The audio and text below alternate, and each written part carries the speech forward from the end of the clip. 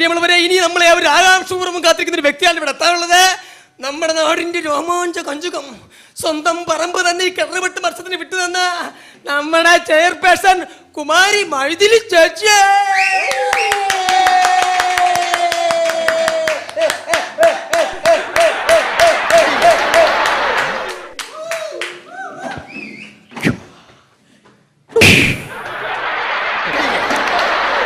എന്റെ പൊന്നു മണം, ആപ്പാട് 437 അല്ലേ ഉള്ളു. അടിച്ച് പൊട്ടിക്കാനുള്ള സമയം ഉണ്ടാക്കരുത്. പ്രിയമുള്ളവരെ, ചടങ്ങുകൾ ആരംഭിക്കുകയാണ്.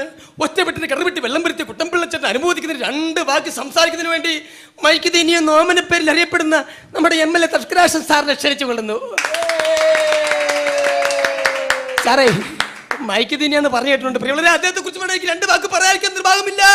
നിർത്താതെ 3 മണിക്കൂർ സംസാരിച്ച് ജനങ്ങളുടെ ഘോഷങ്ങൾ ഏറ്റുവാങ്ങി.